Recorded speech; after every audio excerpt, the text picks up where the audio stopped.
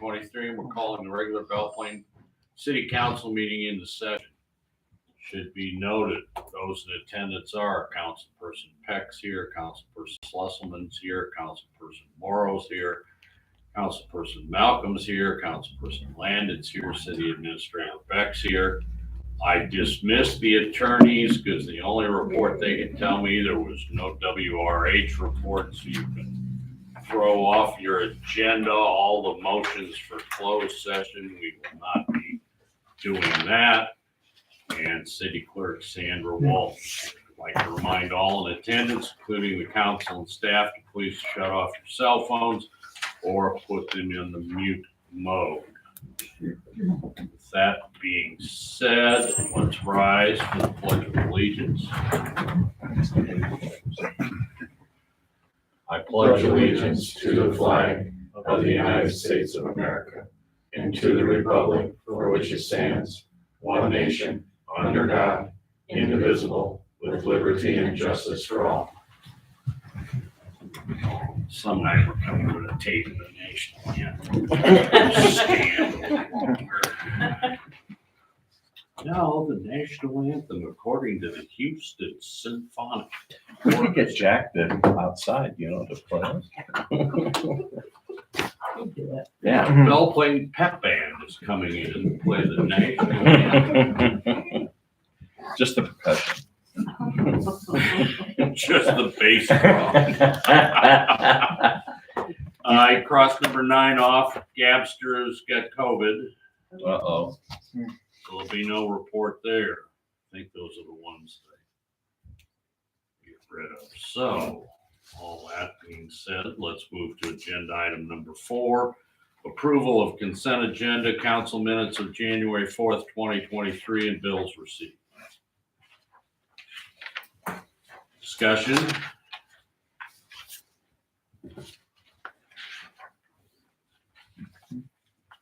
There's no discussion, no comment. I need a motion. No motion for, Sharing an agenda. well, I left mine at work in my briefcase. It's all right. I motion number 4. Is there a second? I'll second. Been moved and seconded. Any further discussion on agenda item number 4? All in favor signify by saying aye. Aye. Opposed? Motion carries 5-0. Resident comments. Any residents want to come up and say a few words? Nope. Works good for me. Number 6, discuss with Alliant Energy the possibility of a future approval of a franchise agreement with Alliant Energy. You guys want to come up and take us through the... Sure. Just before we get started, did you get a whole pile of documents forwarded to you or whatever? Okay, so there's one, I guess we'll just get started here. My name is Mike Wagner. I'm the Community Development Manager for Alliant Energy. And I have a lot of responsibilities here, but one of those is franchise agreements and franchise fees. And Dave Weiss is with me here this evening. He's a little bit more of a familiar face to you, your community contact. Dave's here if you have questions about the system, any work we've done, any work we're planning on doing. And I hope tonight that I can be able to answer any questions you have about a franchise agreement and a franchise fee. Have you had a chance to look through there? I mean, I've got a spiel ready, but I guess before I start going, do you guys have any documents or anything in here specifically that you've got questions about, or you want to make sure that we highlight, or anything seemed confusing about the process? I think the one question that came up when we were looking at it is frequency of change, and the process of a change if we wanted to raise or lower the rate. Sure. Okay, we can So just as you touch on that, that's Sure. just one of the things that I know that we had discussed. Sure. Anybody else have anything?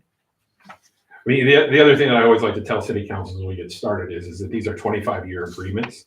And so far, I've only met 2 council members who were on the council the last time the franchise agreement came up. So if the whole process seems foreign to you, that's completely fine. And, you know, our goal is here tonight is to walk you through some of the process and outline some of the steps. To go over the franchise fee especially. You know, we don't really advocate either way for a franchise fee. That's something that the city makes a decision that it wants to add. And it's your fee and not mine. We just collect it for you and then we give you the money and I can explain some of the parts of that. Again, the franchise agreement is this thing, and you have two of them, one for gas service and one for electric service. And really what a franchise agreement is about is it's more or less a service agreement. It spells out how we're going to get along and how we're going to work together. Some of the big things in there that it talks about is indemnity. If something goes wrong, who's legally responsible for what? A good chunk of it talks about how we work in the right of way. If we're going to dig a hole to put a pole in, if we're going to trim a tree, what we promise to do to make things right if we make a mess, that kind of a thing. And then the other thing is the franchise fee. The way the franchise fee is set up is it's meant to be kind of a slush fund for the city, so that if you have expenses that you incur because of how you manage us, that's where those come out of. Like, for instance, some towns want to charge us a $50 permit fee every time we dig a pole. Or rather than us write you a check for that every time, you would just charge us the franchise fee, take that $50 permit fee out of that fund. And then according to the state law, any of that leftover money can be spent on municipal projects. What happens in reality is that most towns have never charged us a fee, don't ever have plans for charging us a fee, and then they just use that full money that's collected for any city projects. If you look at this document right here, it's called the revenue purpose statement. When you pass a franchise agreement, it's just like passing an ordinance. You have to have a public hearing, set a public hearing. We have to put public notices in the paper, post signs at City Hall, wherever you do that. We don't have that one. You don't have that one? Okay. And then you have a public hearing, you have a discussion, you have your vote, and then you have your second and third votes, you know, based on your procedures as far as whether you actually have all three votes or whether you collapse them or do them all at the second meeting. If you want to do a franchise fee, at the meeting that you set the public hearing, you would pass a revenue purpose statement, and you just pass that by simple resolution. And it's helpful to do that at the same time as the public hearing because we have to do public notices for both. So it helps to just put them all in the paper at the same time. And really what the revenue purpose statement does is it just says how you're going to spend the money when you have all the leftover money. Some towns take one approach, some take another. Some towns like to get very specific because they want to add a franchise fee and they want to make sure that everybody in town knows exactly what you're going to spend the money on. Other towns prefer to use this kind of sample statement I have here that has, you see the bottom items A through I, and that's a copy and paste pretty much out of the Iowa code of all the legally allowed uses for a franchise fee. If you approve it this way, what that does is that gives you a little bit more flexibility. So although it creates fun times for the clerk to keep track of what comes from what line and what comes from what line, it gives you a little bit more flexibility when you have projects and expenses that come up where you can say, rather than spend this money from the general fund, we'll spend this money from the franchise fees on that, and then we free that money in the general fund for other projects. So what you're doing here when you pass that resolution is that you're basically telling the public, if we have leftover money in the franchise fee fund, or when we have franchise fee, this is what we'll spend it on. And the uses are predominantly municipal uses. There's also some uses in here for property tax relief, public safety money, a lot of construction money, and energy efficiency programs. So it just is outlining that for the public as far as how you'll spend the money. A couple of things just to know about franchise fees is that they're charged to every energy user in town. And that's a little bit different from a local option sales tax. Right now, most of the people in town have the 1% local option sales tax, that extra penny on the dollar.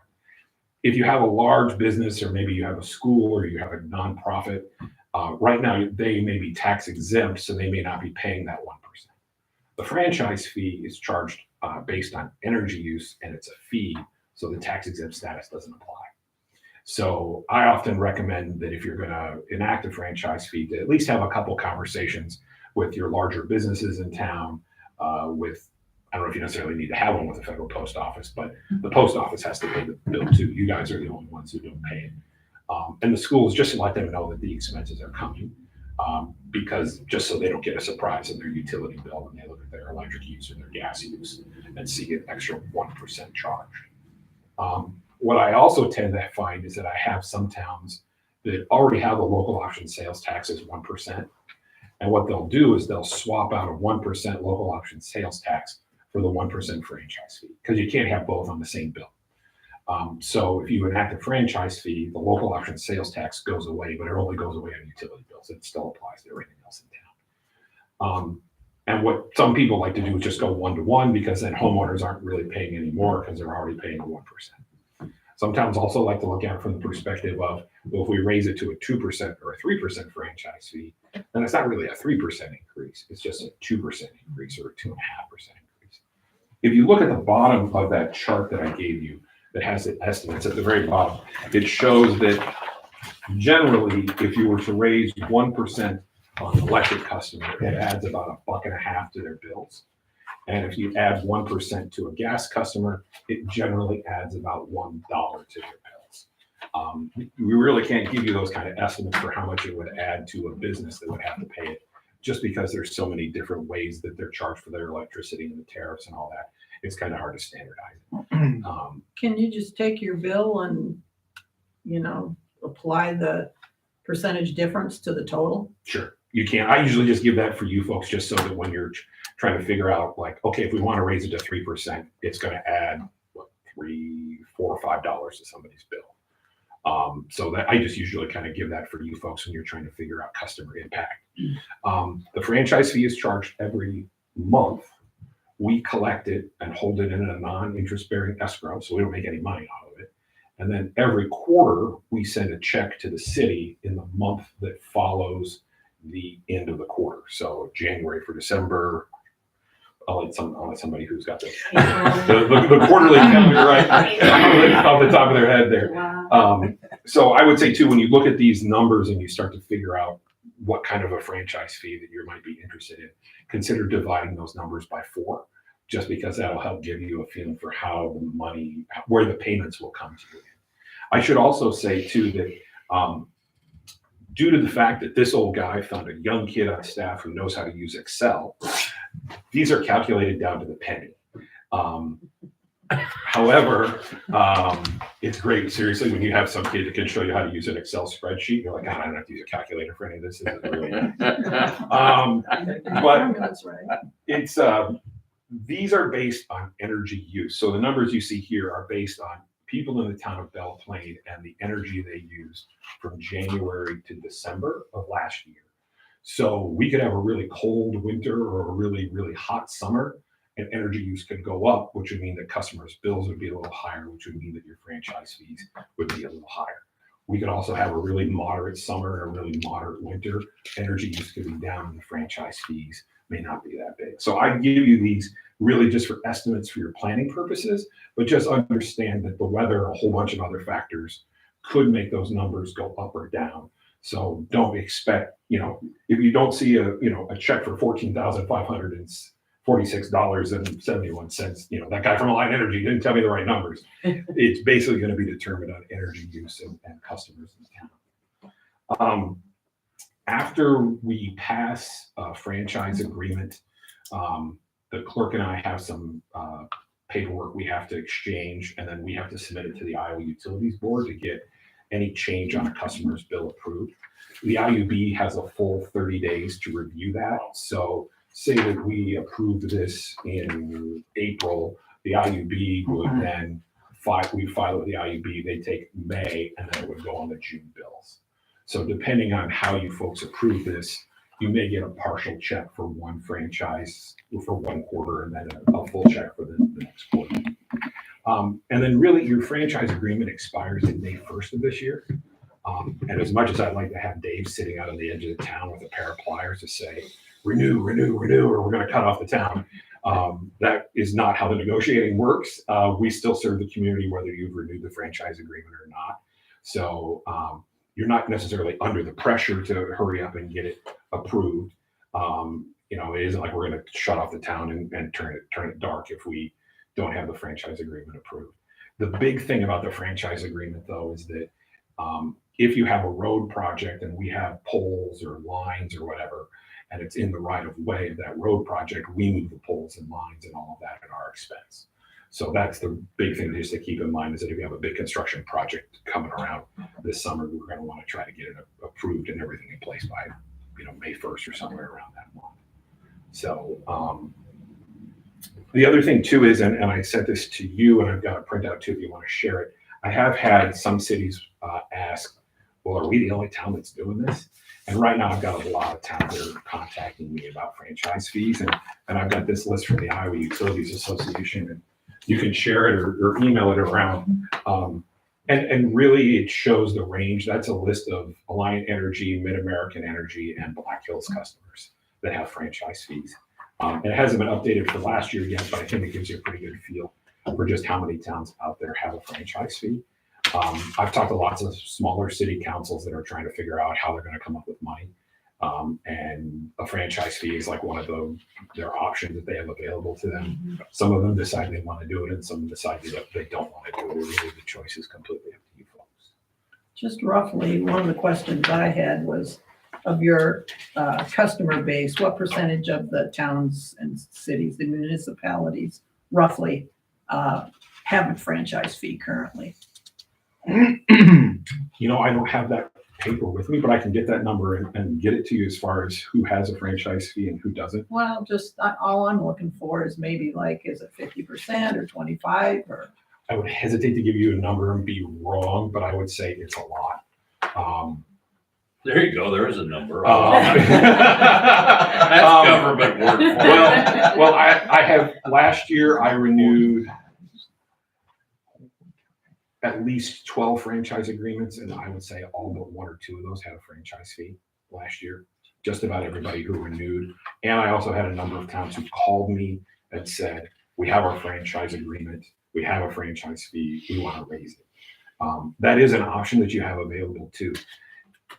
If you look in the franchise agreement, the template of the language, I think it may be set at 0%. If you guys have a conversation and you decide you don't want to do a franchise fee, I'd recommend leaving that language in there, but just leaving the number at 0. And that way, if you change your mind down the road, all we have to do is do an amendment on one section. If that language is not in there, we have to do a whole new agreement. You also have the ability to lower it or raise it if you need to. It's just kind of a time-consuming process because it takes 2 or 3 or 4 council meetings to do it. So we just kind of encourage councils not to try to ride the needle with it and go up and down. But if you need to change the franchise fee, you can change the franchise fee. So explain to me, when you're talking about having a project and moving poles, how is that in relation to the franchise fee? What correlation does that have? It's not so much in relation to the franchise fee, it's in relation to the franchise agreement. One of the benefits of being a franchised community is that if you have a construction project and our lines and poles are affected by that, by say a street project, we move the lines and poles at our expense. Because we have the franchise agreement. Because you're a franchise. And Understood. Mitch, we currently have a franchise agreement.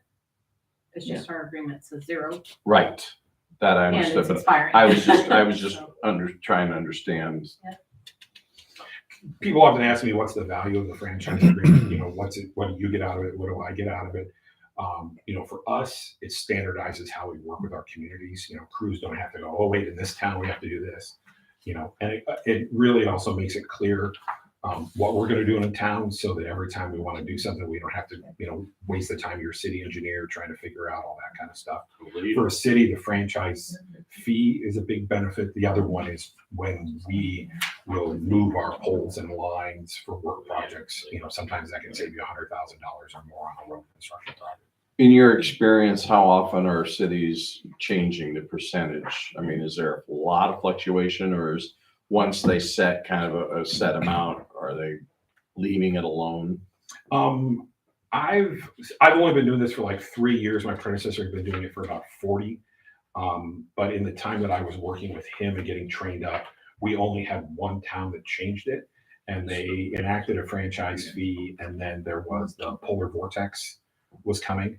And so they lowered their gas franchise fee to make it easier on customers, to save them a couple bucks. And they did it on the premise that they were going to turn around and raise it. It's a city muscatine. It's not a secret. And then, but no, so far, nobody from the cities decided to come back to me to say, hey, we want to put it back to where it was. So a lot of towns usually just put it in place, and because for most residential customers, it's just a couple extra dollars on their bill. It usually just kind of stays where it is unless the city decides it needs to I raise was it. just curious. Yeah, usually, so far in the time that I've been doing it, mostly when cities start doing budgets is when I start getting phone calls about where's our franchise fee, what would it look like if we raised it, what kind of money would that entail? Okay, I need to go to council and talk with them about that. What does our current franchise agreement look like? Almost like this. It's I just- it's very, very similar. I wondered how, in 25 years, how much it's changed about it. For the most part, one of the great things about taking this job was I almost got to read all 300 franchise agreements. And that font after a while kind of burns a hole in your eyeball. The franchise agreements over time have stayed pretty much the same. The franchise fee language initially, and I can check, one of the biggest changes is that we used to charge a fee to administer the franchise fee, and now we don't charge a fee or anything like that. We just do it as part of our billing process. The other thing too is that some of the older franchise agreements had a lot of stuff specifically spelled out. And then other stuff now just refers you to a document that has the information you need in it. I can find copies of it and send it to you if you need to. You can share those with the council if you don't have those handy. Do we have it? It's in the ordinance. But it's pretty much, Iowa code pretty much Right sets here exactly under how you can dead spend it, dog. right?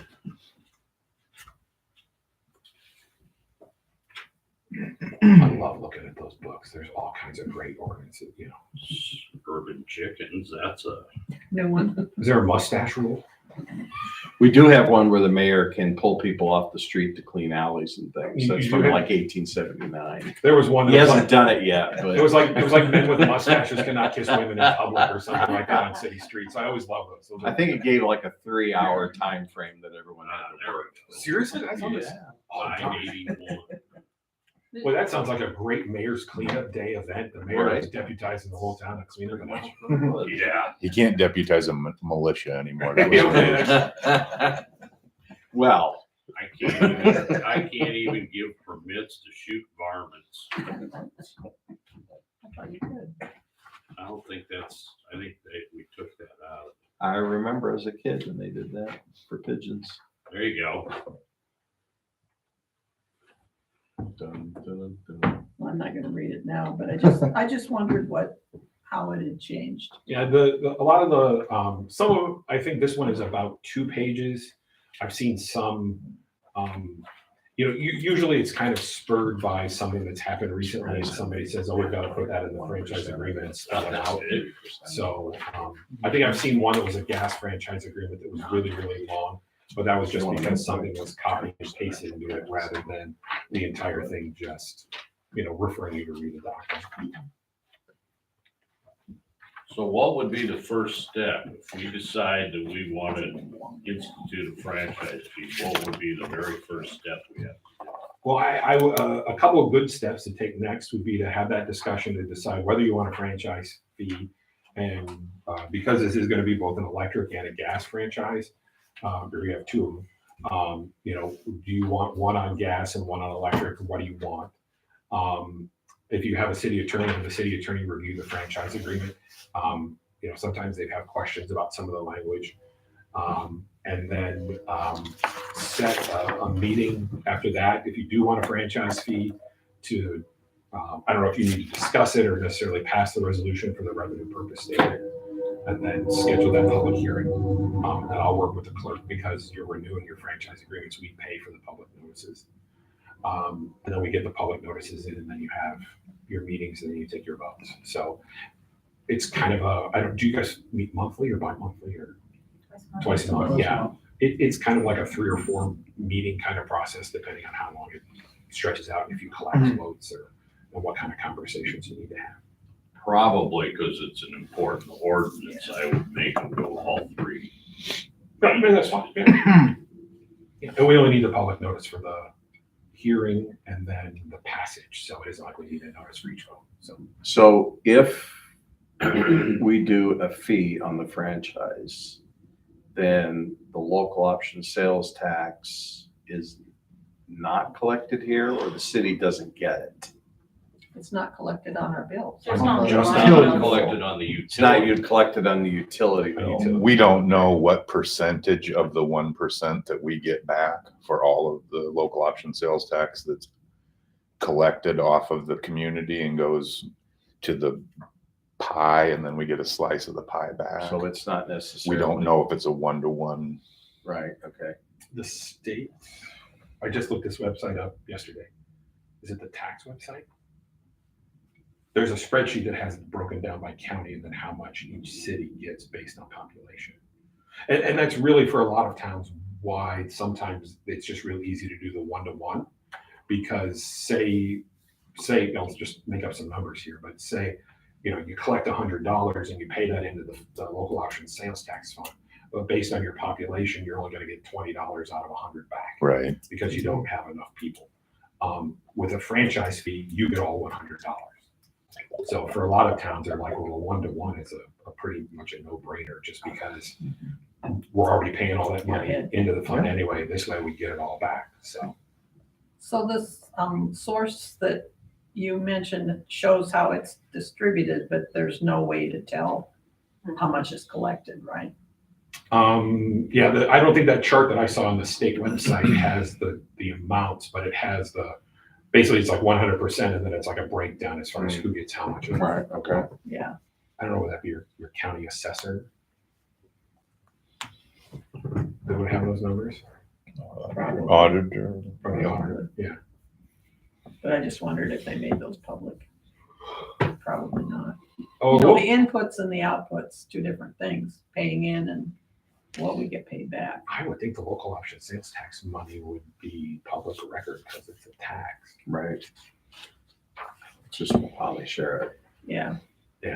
I'm sure if you ask for it, you can get it. but- Yeah, I mean, in a lot of places I go to, the town is somewhere in the 20 to 40 to 50% range. A lot of it just kind of depends on how many smaller towns you have and how big the county is, and if the county is part of it. A lot of times I've seen that the bulk of the money tends to go to the county. Right. I think the last town I looked up, it was like they got 20% and the county got like 45, and then the rest of it was all the other towns. So. What would be the reasoning for a community to have a franchise fee, say on electric, but not on gas? I noticed some of those communities were just singular rather than both of them. It's really completely up to you. It's up to the Yeah. city to decide the reason. Yeah, Okay. because I mean, really, this is your fee that you set that we collect. It could be a decision where like, okay, we've got a lot of businesses in town that are telling us they're struggling to make ends meet, and they use an unbelievable amount of natural gas. And if we add even that much, they're putting up a fight. So we'll just do it on electric. Individual Well, Mike, considerations. Could it be a town like Luzerne that doesn't have gas to Yeah, it? some towns do not have gas, or some have electric. I mean, it just depends, because like Newton, Black Hills has that. So, but we have electric there, and then other towns are just electric only in my area. So it might be that, it may be, they have both, and they only do it on one. I'm not sure, but Could be just a budgetary, Right. we need 75,000 and we don't need to do both, we do one.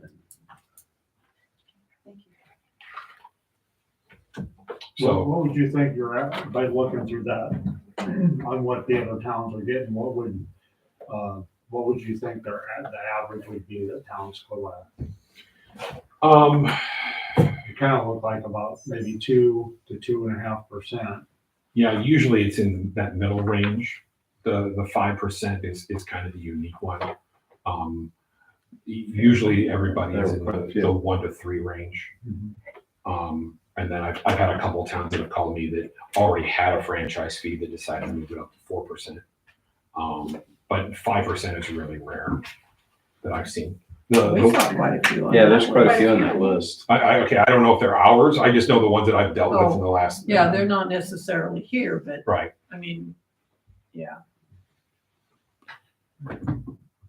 It's interesting. to spend some time on that. Yeah, it's, and I'll have to double check to find out when they're gonna update the list with last year's numbers, but I know that there'll be more of them that get added to the list as opposed to, it'll be a bigger list than a smaller one. This was 2021. That's 2021, so they updated at the end of the year, so that's 2022 And of list. course, you've got franchises that are, different ones are maturing every year, so Yeah. it's kind of like a rolling list. Alliant Energy and ITC, who they lease lines from, are going to be doing several multi-million-dollar build outs in town this year. And I'm just kind of starting the conversations with their engineers on what is going to be happening in what quadrant of town. And much of that gas build out will be bored in. And we have a pretty strict policy here that we have to have someone on standby anytime anybody's boring horizontally through here, because we have water, sewer, storm sewer, private sewers, private water, and we have pretty good knowledge of that. So we've got to have, Geothermal. yeah, there's a lot of things. So we want to have staff on site the entire time that they're working, because in the past we've had boring companies, and this doesn't have anything to do with Line Energy. It's they're subcontractors. They would come in and just start working and start hitting stuff, and then we're left with a mess, and they've got their tube pulled, and that's all they were here to do, and then they leave town. So as that happens, we're going to have a joint meet coming up here. I don't want to get off in the weeds, and this wouldn't directly pay for that kind of stuff, but we're going to have, in order to have that progress in this town, we're going to have some labor involved to watch all of those contractors. And it isn't just Alliant. It's, a lot of companies are investing a lot of money in Belle Plaine because they see the potential here. So it's good. It's all good stuff, but we just have to have people devoted to those projects. Well, thank you for your time tonight. I'm sorry. Could I have the copy of that revenue purpose? Oh, sure. Statement, Andrew? This one is for the city of Coggan, but replace Coggan. Belle Plaine, and it should be good. Or if you want to spend Coggan's money too.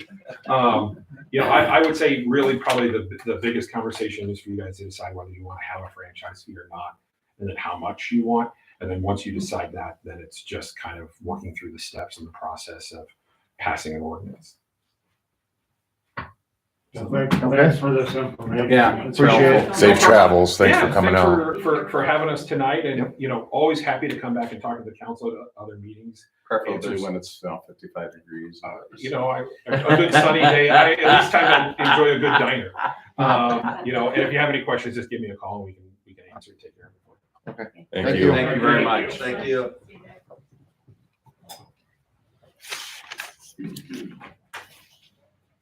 This discussion item was written, so you can approve it. Or you can tell me buzz off, or you can tell me, wait, we want to think. What were we discussing at Monday's meeting? Was it 2.5 2.5 to 3. for both or 2.5? It was for both. It was for both. Okay. That's what was proposed, and then we even looked at 3, Three. if that would give you the extra bump, because the question came up, how skinny are you guys, and is 3 really is a 0.5% gonna make that big of a difference on bills, or is that gonna help us out, give us In an effort extra to funds that we need that 2.5's the minimum. I think that we have to look Well, at. like It you must said, be two. really it's Pardon? only 2%. he's saying as far as what we need. Yes.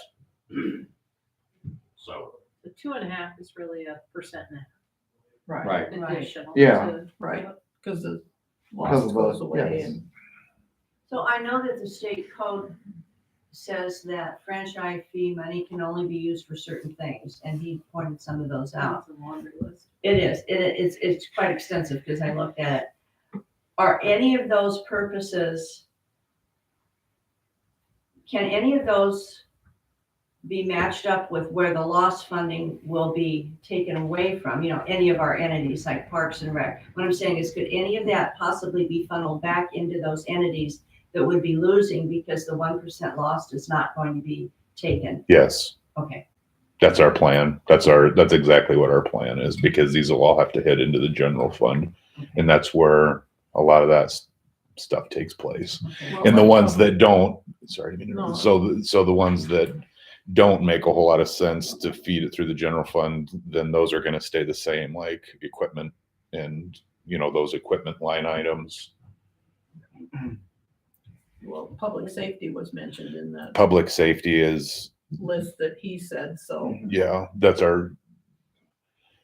right now with our budget, if you imagine, we have a pretty big commitment to public safety and having a safe community here with police and fire. If you were to just imagine a block, like a street with 10 houses on it, 4.5 of those houses, the taxes for the 4.5 of those houses go directly to paying for law enforcement. And like someone's garage taxes would go to paying for the fire department's budget. But, does that make sense? Mhm. It's a good vision. So if you guys think you want to pursue franchise fees, we could take a stab at this revenue purpose statement and bring it back next time. Could have the lawyers look at the sample ordinance agreements before the next time, and then decide for sure. Would we have to set a percentage tonight for the lawyers to have, or was that something we can do at the next meeting?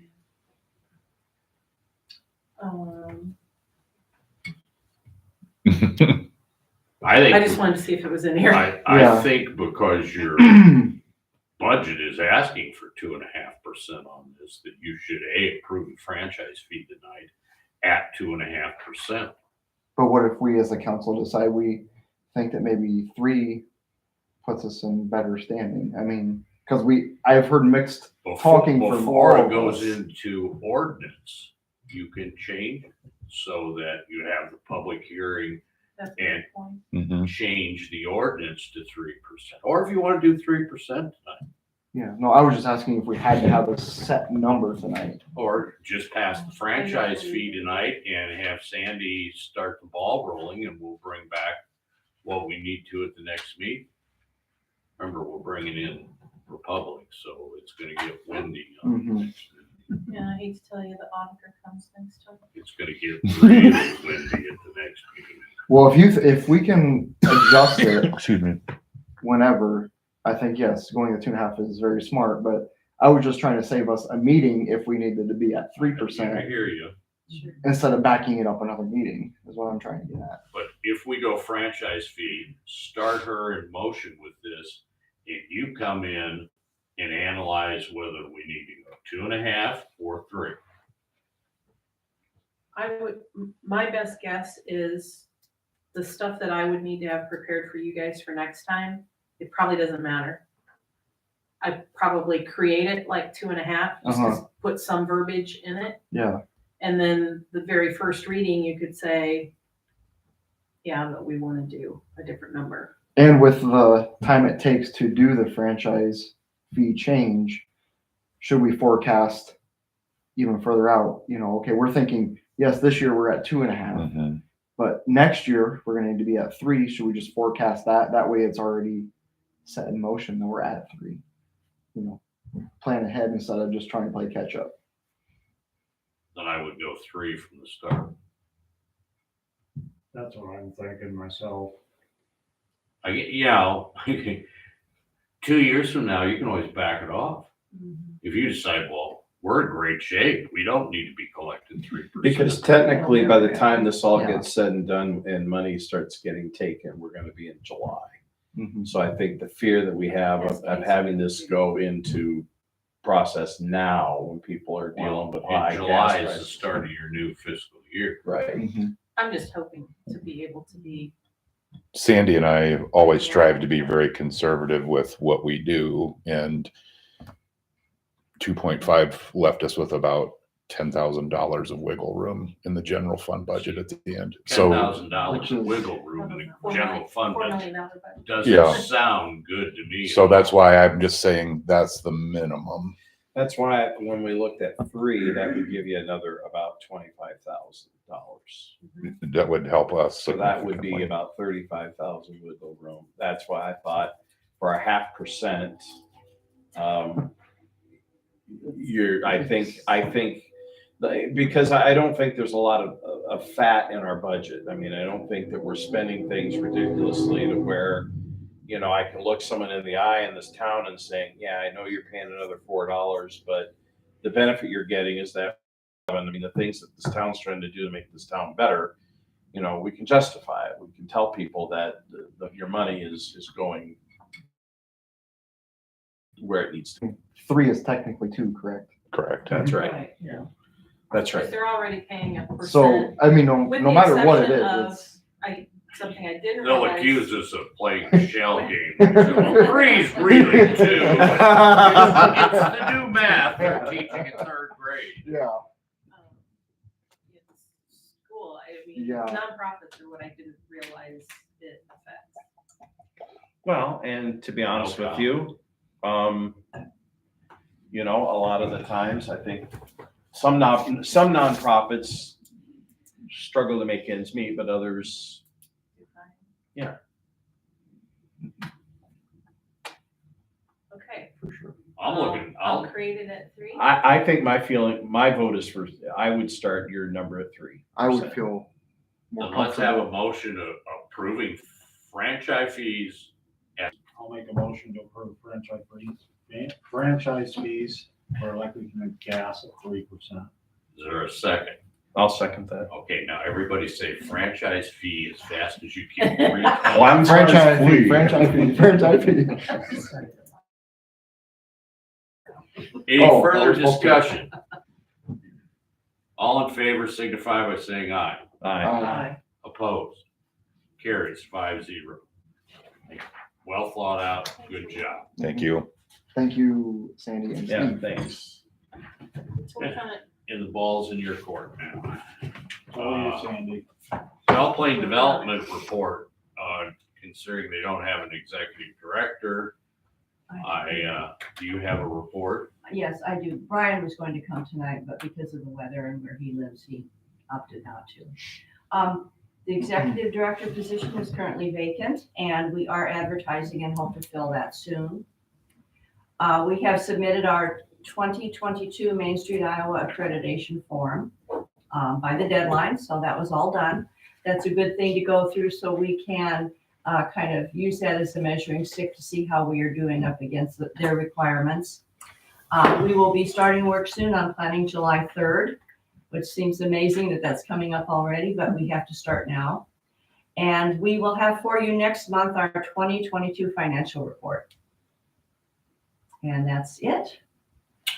I'm sorry, did you say by next time or? Oh, next month. Next month. Brian came in today and talked to me about a potential sharing arrangement that would deal with the city rather than us paying them the money we pay them.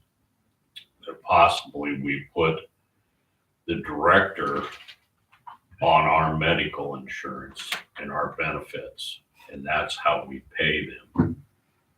And I said, well, first, I don't know if you can do a 28E with a nonprofit.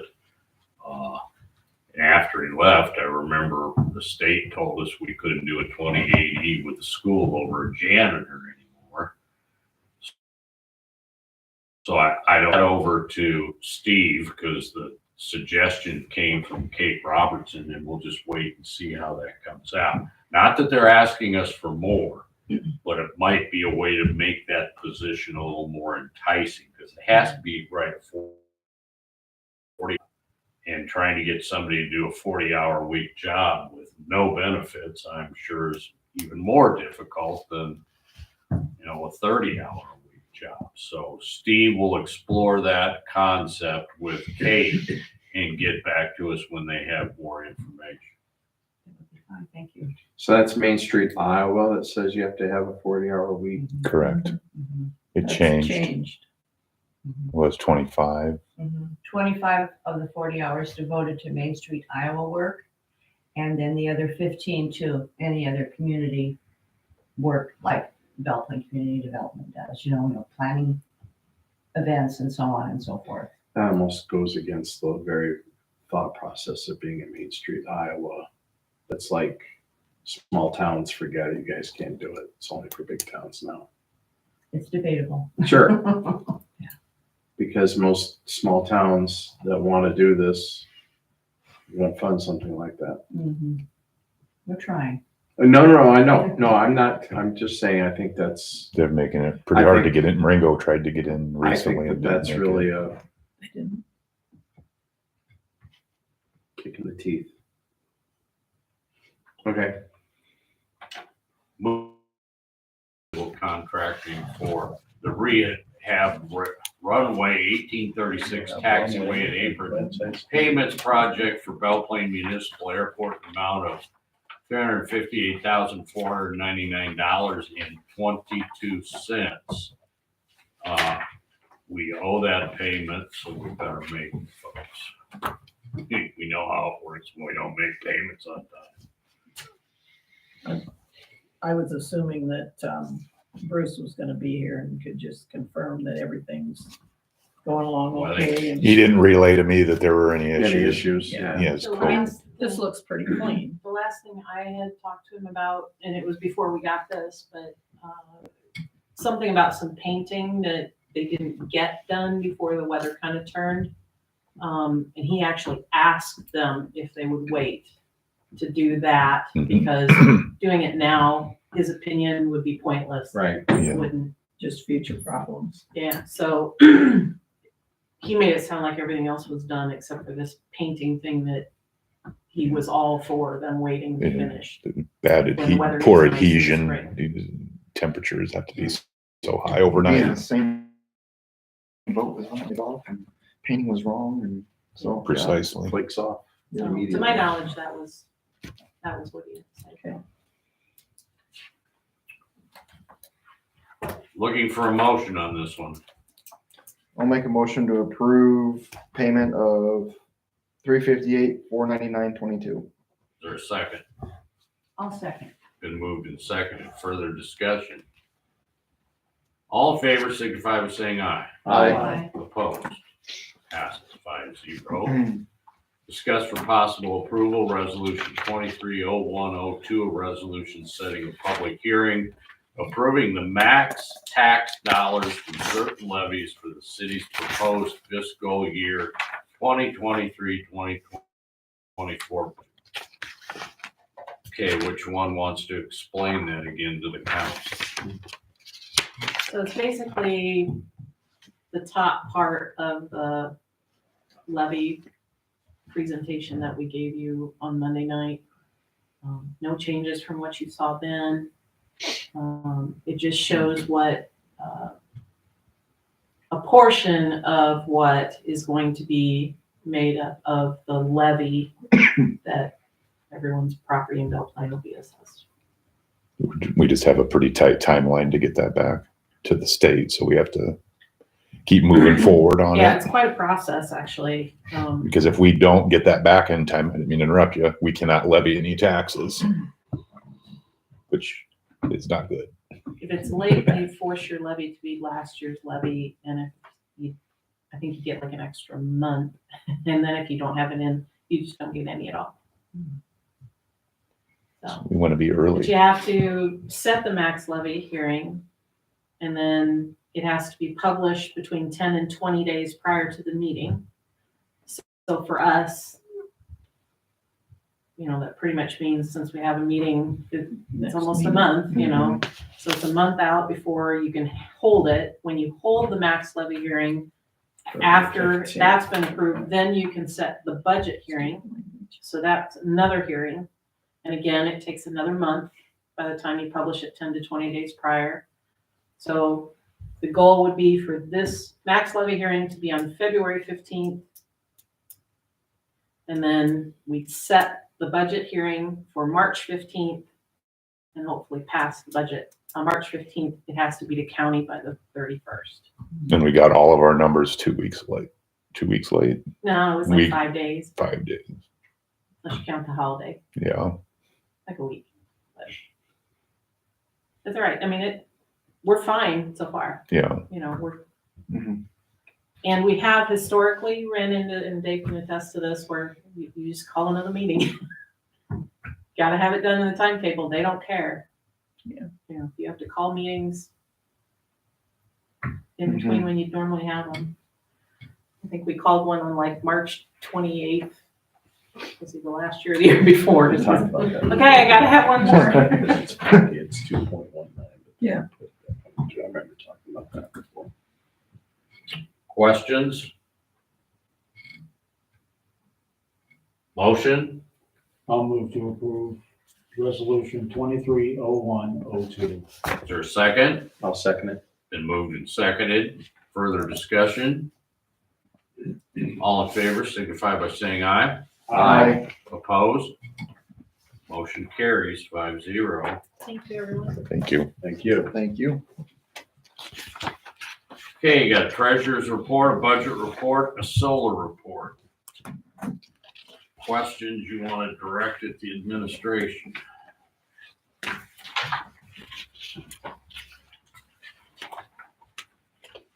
I had a question on the solar report for the well field.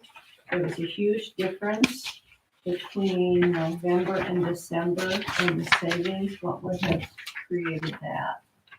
Difference in consumption.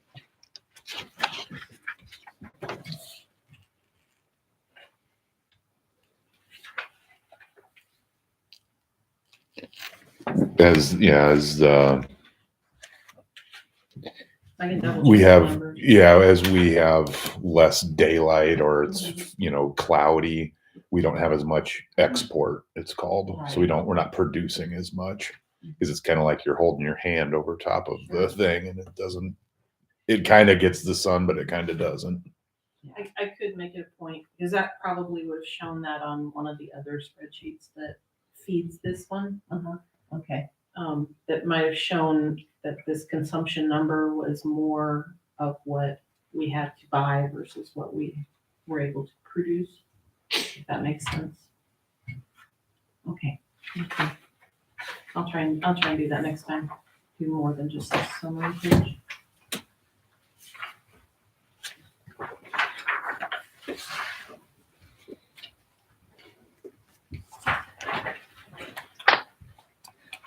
Other questions? One thing I noticed in here, community center, which is on page 7, it's 460. It just seemed to be a little bit ahead on, you said that percentage of the budget, you're targeting about 50 generally. And it's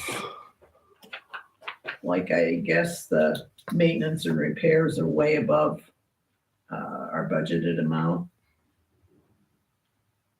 Would that be the concrete work we had to do there for insurance?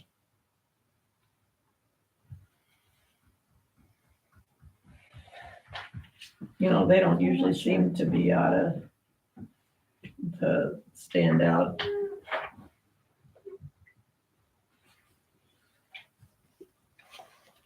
I will look at that number and let you know. Wasn't there maintenance? Didn't we talk about maintenance up in that building? And like flooring or something that they had to do there? As I thought this last year, I thought we talked about that. Flooring? I thought there was some maintenance that they were doing over there. You didn't even understand. I gotta be honest, Oh. I have to tell you, I can remember everything that went in there. Yeah, it's There tough. was plumbing or? I talked to Wayne yesterday and they had some water heater trouble. They're just kind of, they're very good about being proactive about things. So he kind of gave me, Ventilation problem. they had a major ventilation problem. So, The furnace return air, like where the furnace sucks in, was in the water heater room, which is a gas water heater.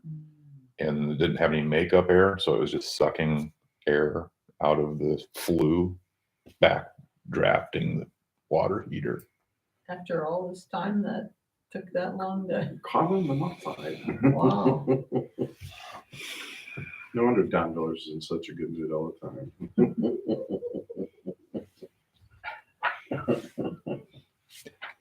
I think one of the things that contributed to the backdraft was also when, you know, they have really big exhaust vent hoods over top of the, you know, and those things are running quite a large portion of the day. But yeah, So what did they do to fix it? they're going to, so the water heater is a newer style, so it can't like actually suck flames out of it or anything like that. It's safe. It has glass enclosed and everything. They're going to redo how the return air gets in there.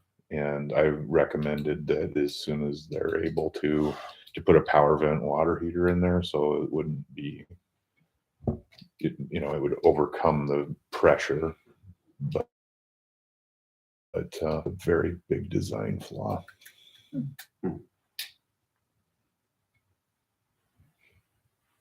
I will look that up and email it out to you. That's fine. Next time we can talk about it. Other questions?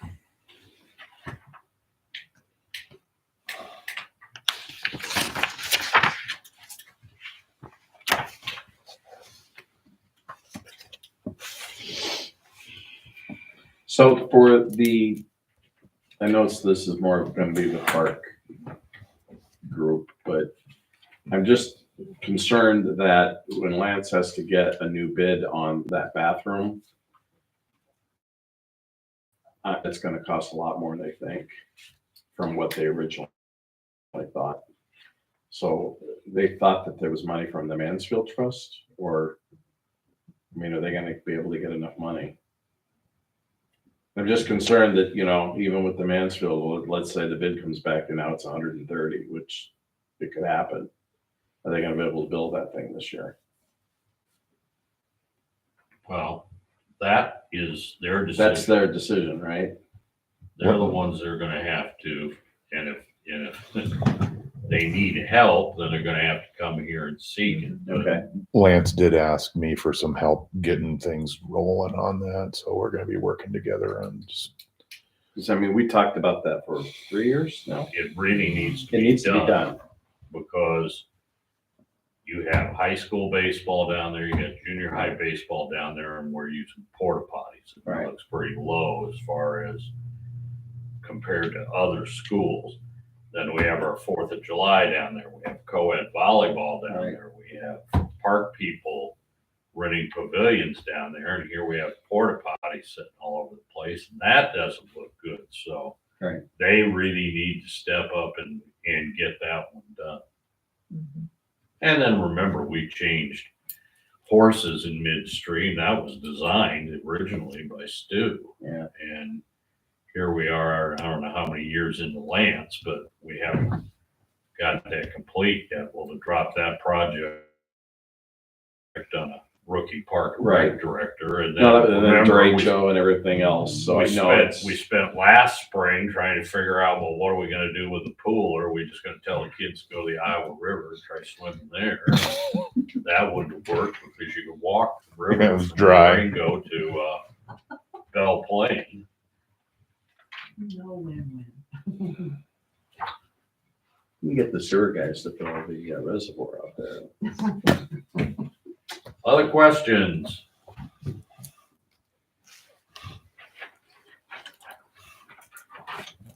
All right, let's go to committee of the whole. Let me try and discuss this. I know this will blow your mind, because now all of a sudden I'm talking about possible park and rec land acquisition. It came about, Denny Gallagher's been in my office at least 3 times, and wondering why the city does not grab the land where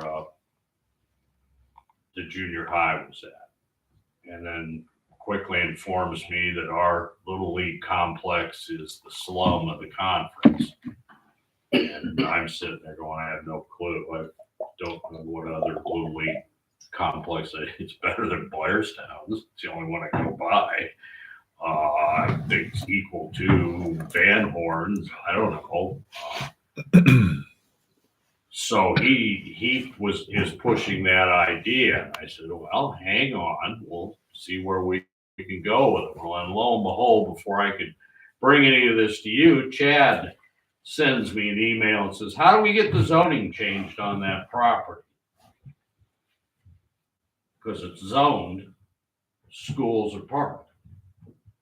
And so I said, well, we kind of have maybe a proposal for you guys. And I thought that Steve had run this by the school board. And my general proposal is, well, we'll give you your money back for the lot you bought from us. We'll give you another lot. You give us that property. So we really didn't get to it. And I sent Val a email and saying I would call you next week. Well, anyway, I was on my way to a UNI game and Val calls me on Friday afternoon. We have a half-hour talk.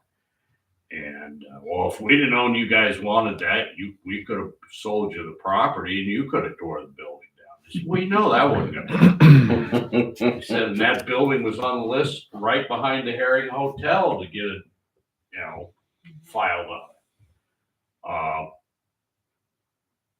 I said, she goes, well, we have board members that will never give into this. And I said, well, then tell your board members that remember the city council has a final vote on so. So they want to put a committee together to discuss it and have talked.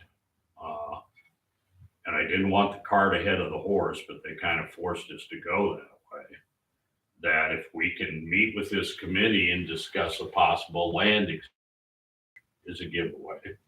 Steve and I talked about, we do have a housing fund. We could purchase an empty lot. And I'm not going to name names, point fingers, or anything on TV.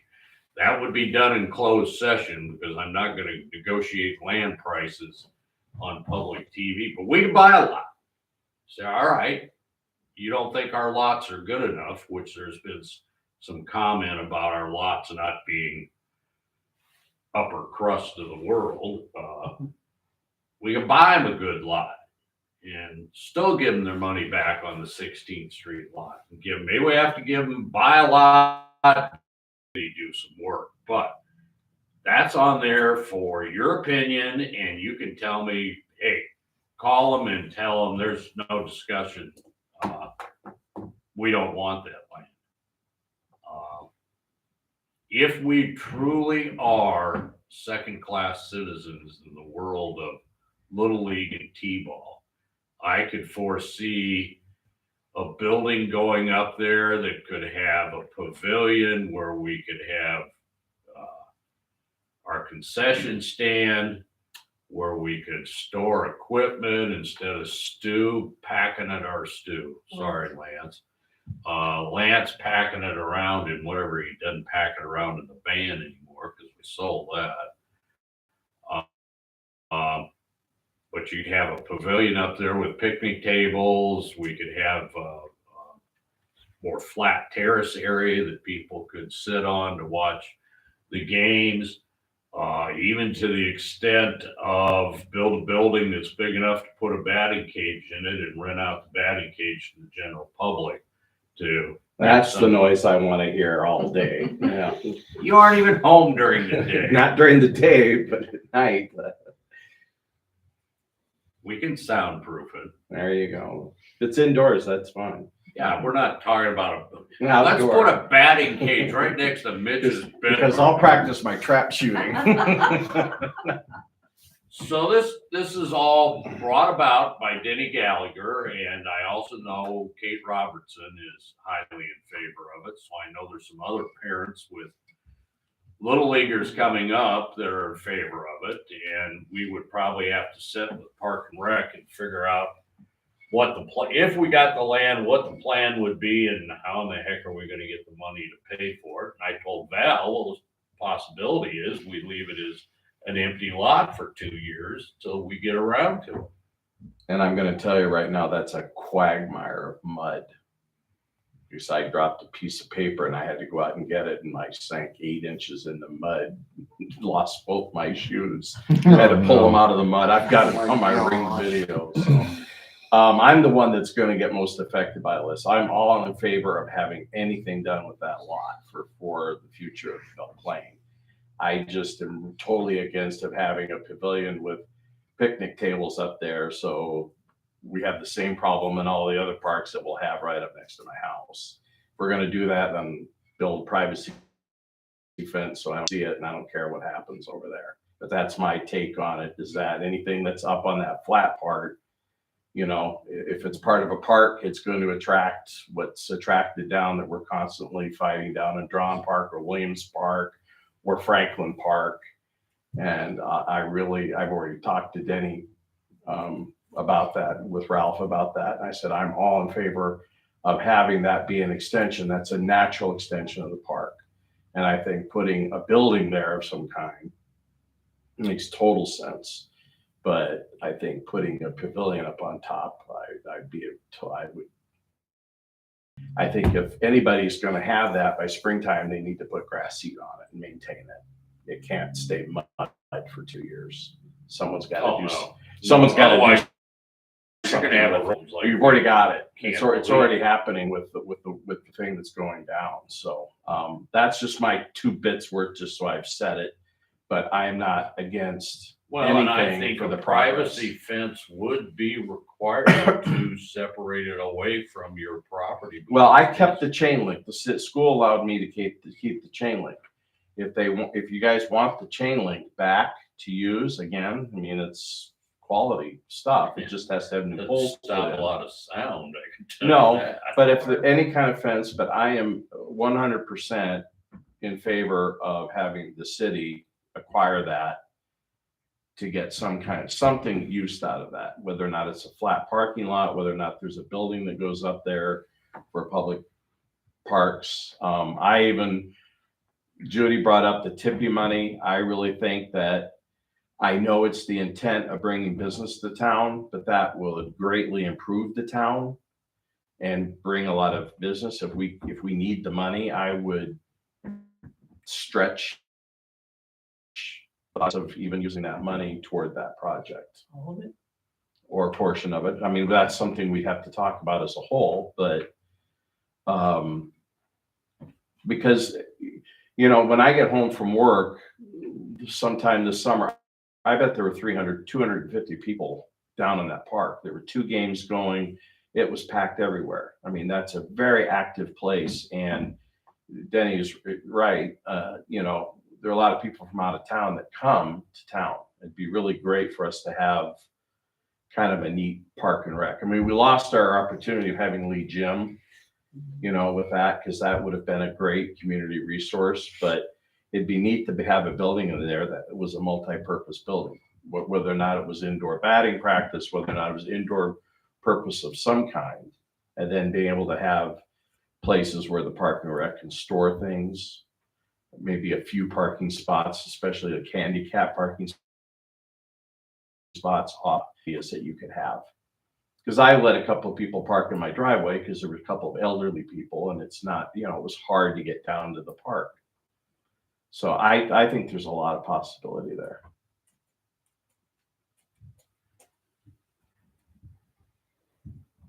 Because I mean, I thought about, you know, the school and their idea of building a house, but Ralph, you know, came over and sat in my driveway and we talked for about an hour over the use of that. And he said, you know, this is just kind of a natural extension of that whole Drawn Park. He said this kind of just would fit into that whole complex. Actually, I think they want to build 2 houses. Right. Used to be there. Pritchard's, that's where Pritchard's house used to be. That's where Lincoln was. I'll Other thoughts? I mean, do you want us to proceed with this committee meeting? I think it'd be a good idea. See what comes out of it. I think you gotta have the discussion Yeah, can't hurt. and make a decision what you're gonna do. Now, there's one little curveball here. He tells me Steve can't attend the meeting because he's on the school board. He's also our city administrator. Can't tell us. Or Who not. told you that, Chad? Well, that's Chad being a superintendent who thinks they run the meeting. Hmm. I'm afraid But did that's that not scare how it's you? gonna operate.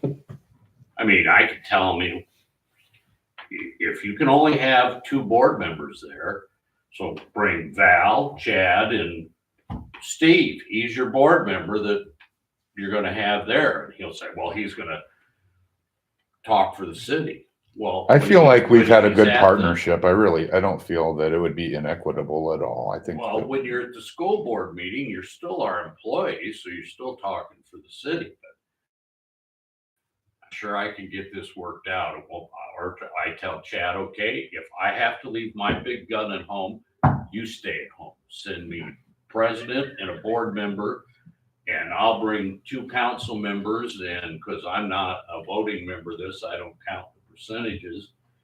And we'll have, because I do remember the discussion for buying Braun Park. Did not go well the first half hour. I think I was called a liar several times. No, I wasn't. I was told I called them a liar several times in an email, and I had to get the email out and read it back to them. Said, where's the word liar used at in this? So what's that mean I'll for volunteer. Lyle then? Because he's a I'll small volunteer employee. myself to be on the committee. Lyle can't be on it either. I just feel like we did such a great job partnering on it was so good for the school to get that trailer park, and it's gonna be good for us to have that triangle spot for when we have to run a road through. I think that was, just kind of set the tone, and I feel like I have I confidence that think we can come up everyone's with a thinking creative way ahead of solution. the thing. I think once you get down and actually sit down and make a discussion about it, I'd probably go a lot smoother than you think. Yeah, But I think everyone's anticipating and playing the chess game and how this is gonna get played instead of sitting down and then just laying everything out and what the wishes I think so are too. to better the community. Because I thought long about this because, my first conversation with, when they said that this thing was gonna come down, I was constantly asking Val, when are they gonna do this? What's gonna be the use and 2 houses? And I said, well, that will be good. That'll take the neighborhood back. But then Ralph came over and we talked for an hour and he just said, he goes, if you think about, the whole feeling and this park is forever going to be where Pee Wee baseball's played. That's the 2 ball fields that are there. There's nowhere else in town where you're going to have these diamonds for kids. So as long as we have baseball in town and Pee Wee baseball in town, that's where it's going to be used. And soccer's across the street. And that's just kind of a natural thing.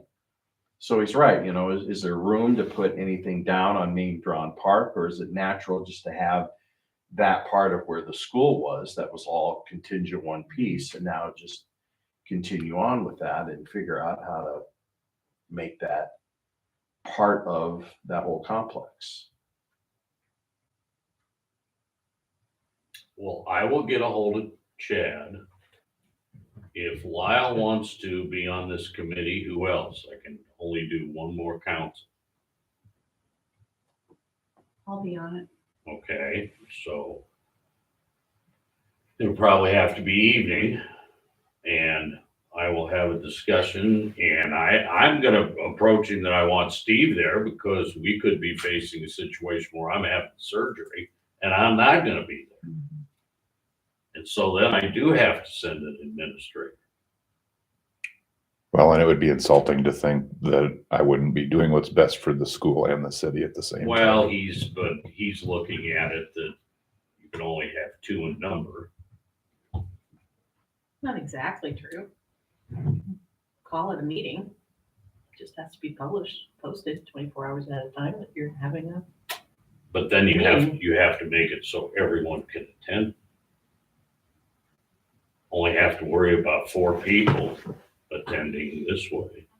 So that's why I think it's, in my opinion, when we did the land swap, it was quid pro quo. So I think that would be a good approach, like the mayor had mentioned, whatever that may be. So we don't have to sell them the lots and we don't have to buy anything from them and go through that whole procurement process. So if we trade, then that you can make a better deal that way. You don't have to worry about anybody outbidding you.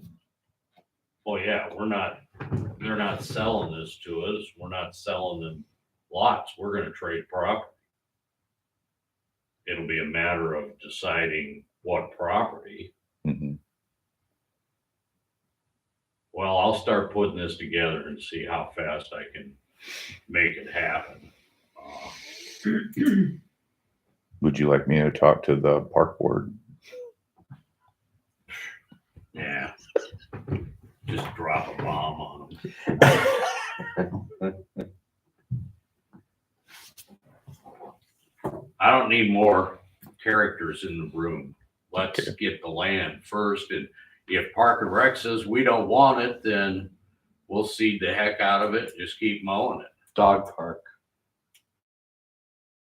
Oh, that's what you, That's what everyone around me has all suggested, as long as they clean up the poop. You want something that breaks the wind. Yeah, they'll be breaking windows. exactly. Bark, bark, bark. Poop, poop. All right, food pantry. I really don't have anything new to throw at you there. We're looking, we need to help them find a director. So if And they anyone, determined that that is not a paid position, correct? well, I can talk to her again I'm pretty and sure it's ask her, completely volunteer. but I'm pretty certain she told me she got nothing. I don't even think she gets mileage. Who's this organized through? Is this through the county? Yeah, and HACAP and ACAP? And we can't afford to lose the food. Do other food pantries, do they not pay their people? Is this always volunteer?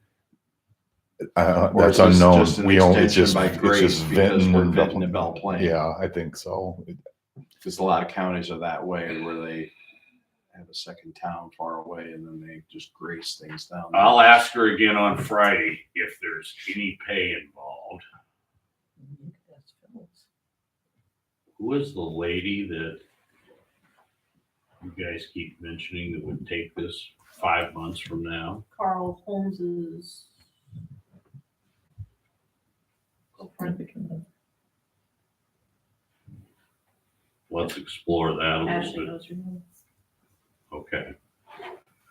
And I will talk to her again on Friday about whether it's paid or not.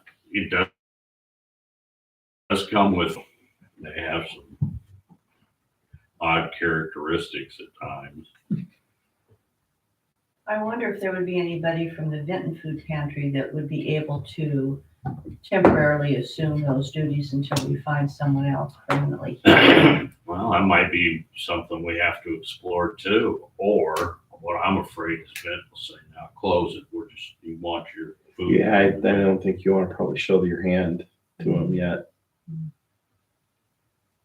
Because they've made odd threats about refrigeration and other assorted stuff that we've done a bang up job getting them more freezers and whatever else over there, putting the new door in.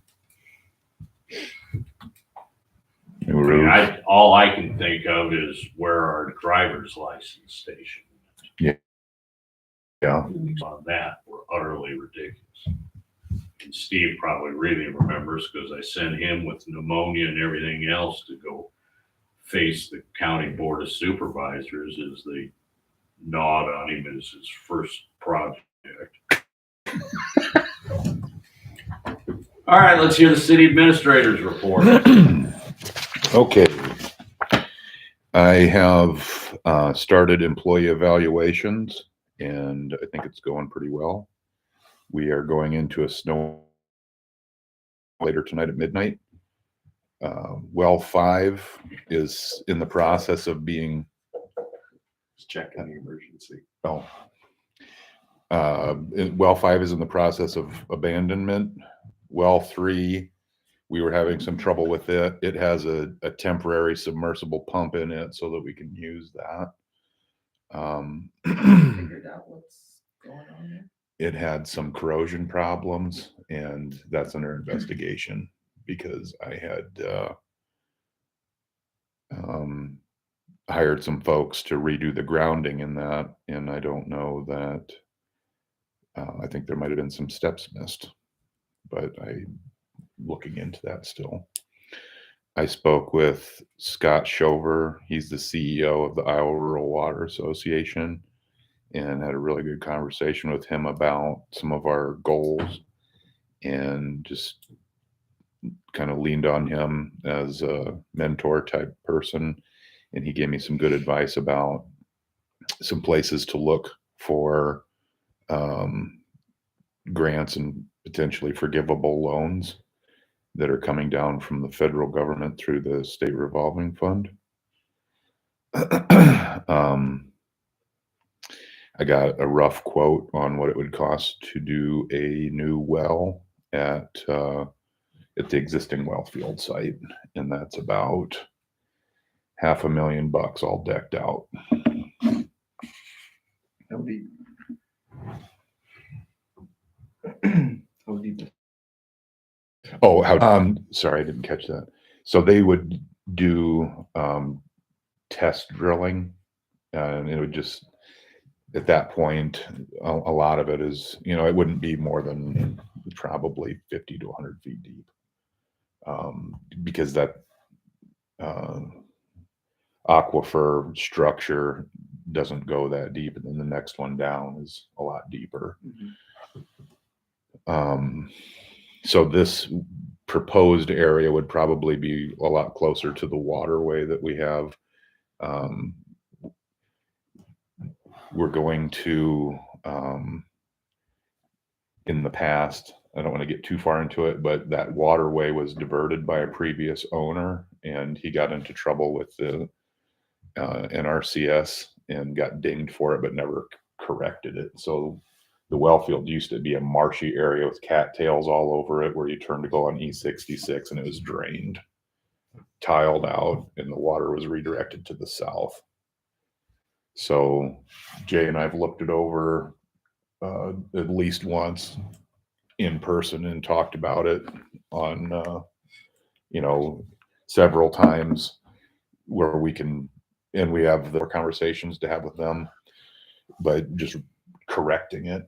They said they have no problem with us correcting the way it used to be, because basically it was a waterway or a recharge area for our well field, and it was just dug a straight line path if you look at it on Beacon or Google Earth, and then it goes straight south. So if you do that, does that help block kind of water up, Yeah, it would have, act like a dam and kind of hold water? yes, so we would divert it so it goes back to the north, and then there's an old, where that railroad line used So to we be. could flood the Chelsea Road. Yeah. Well, There's a railroad bridge there, so it would go back that way, which is the natural flow of that. Right. So that waterway was down here like this, and the previous owner had built it up like this so that it couldn't go out. So the stream is actually higher than the land. It's almost like a aqueduct made out of On earth. the north side or south side of 66? South side, Corey's Truck and Tire, that waterway that goes Mhm. straight. Okay. So it used to flow north. And then there's a railroad bridge right behind well 4. Yep. And it all got cut out and dozed and tiled and drained to the south. We own that land too, so I have, I was gone for a couple days, so I got a lot of catching up to do, and I've been trying to get all that going this week. So does anybody have any questions? the filter, How's it going? The filter was a success. We sent it back. He's going to be sending us an invoice for that, like $1,500 or something, which I think is pretty reasonable. 500 of that was the shipping, getting it there and back, or here and back. So we had a pretty good conversation. Jack, the filter guy, and I did. Gave me some hot tips on just places to call and kind of share what we want to do, so we can, it's just the way it sounds is you just kind of have to chase down. There could be some money available, and it could be for a certain thing. So it might not pay for a filter, but it might pay for a well, or it might pay for, you know what I mean? We just have to be smart about what we do and match up the project to the funding. So the water they got back, did that get tested after it went through the filtering? Yeah, that Jay brought it in. That was some of that water. It was kind of like this color, and then it was Right. clear. That was, I would say, there were a couple of days where the filter back flush was off when it first was going, because we were learning it. But after they hit their stride with it, there was 100% removal of iron and manganese. It did not remove the calcium in there, so the hardness. The nitrate levels aren't too bad. There is naturally occurring fluoride in there, so taking care of well 6, we may have to go with the RO system, but if we do a filter system, like have to have such a big RO system. So, So things were learned by doing that. oh, absolutely. And we shared them with Veenstra and Kim. And I talked to a representative from them recently and kind of said that we were ready to start moving along. And they hadn't heard anything back from the USDA from the preliminary engineering report that they submitted to them. So I tried to give them more direction. I said, I don't think we're interested in pursuing the Jordan Aquifer well option because it was so expensive. It's like $8 million or something like that. So For that, we can just put a system on well 6. yeah, we could do a lot. We could do a lot of stuff. Yeah. And as the TIF district winds down with the repayment for the Main Street project, we have the opportunity to reestablish the TIF district. And that's something that we could utilize to help pay for that without raising the water rates. So that would significantly fund some of that. And we have to take on debt for that. But I think that's a strategy. You have Dollar General being built. That's on a 3-year tax abatement, I believe. I can't remember off the top of my head. But by the time the TIF rolls out, we have, almost $1 million building and the taxable valuation on there going into our TIF district and some of the other things and improvements that are happening. I think that we could generate some decent TIF revenue off of the downtown again and just keep using that economic. That's all about the only economic development tool we have. So I think we should keep doing that.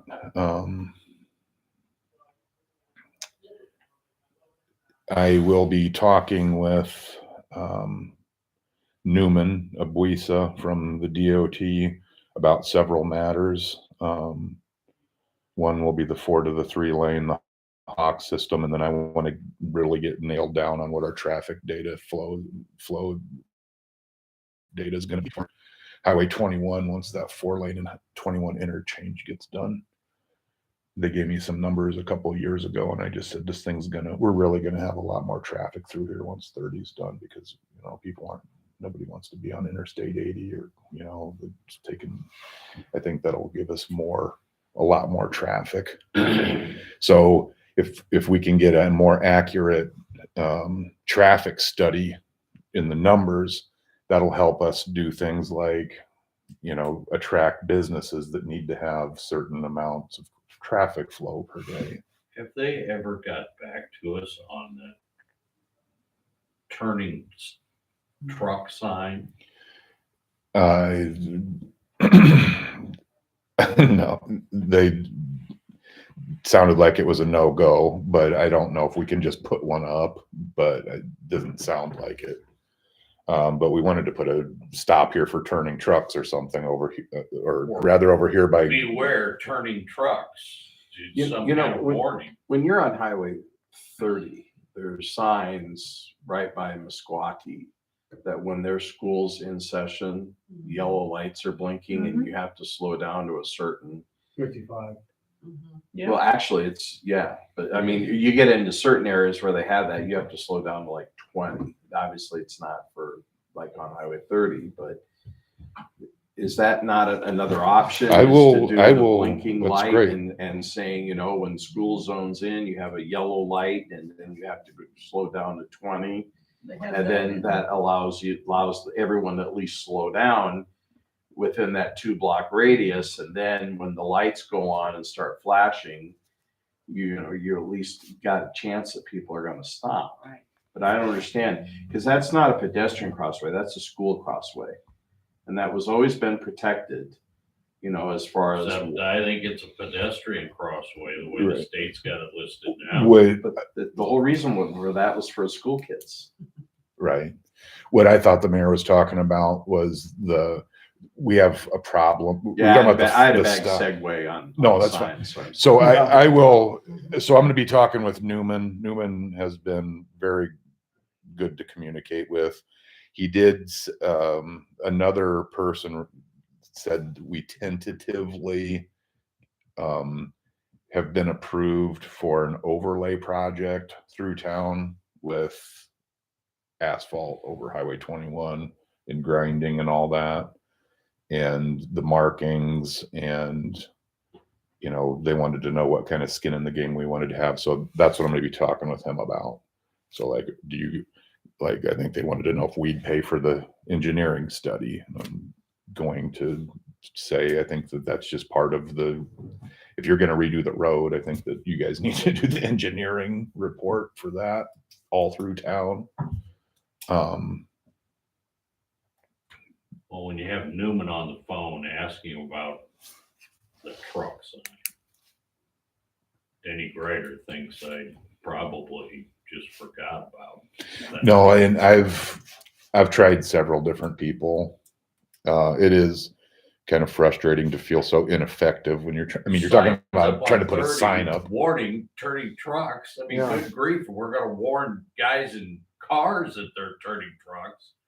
Can't we warn cars here? Hey, especially those people that don't understand how wide a turn semis take. Yeah. Yeah, and semi drivers that don't just wait until the people are gone. And Well, you might sit there forever. Well, at a certain point, they can't wait no more. They just gotta show their face because yeah, people don't get the picture ever. yeah. Any other questions for the city administrator?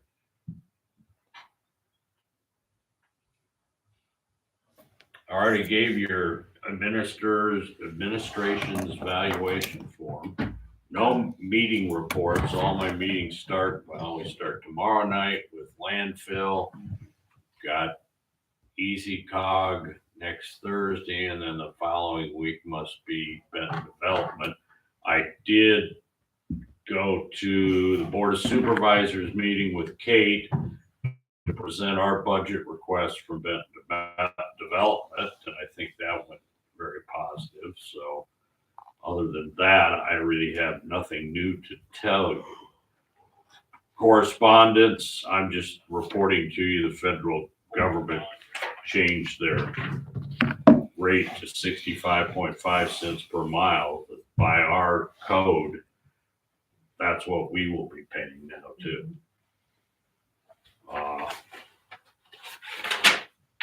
Anything else? Jay, have you got anything to tell us? I don't know. Thanks for coming. Nope, I'm good tonight. Did you get your equipment yet? No, Wednesday. they All said. right. Wednesday. Do you have any interest in becoming the cameraman? No. Good answer. Well, folks, with that being said, we have no closed sessions. One of these days we are gonna have one. I'll entertain a motion for adjournment. I'll motion for adjournment. Is there a second? I'll second. Non-voting item, all in favor signify by saying aye. Aye. It should have been non-discussion item. Yeah. All opposed, same sign, 5-0. So what do we do You're for- out at 8:06.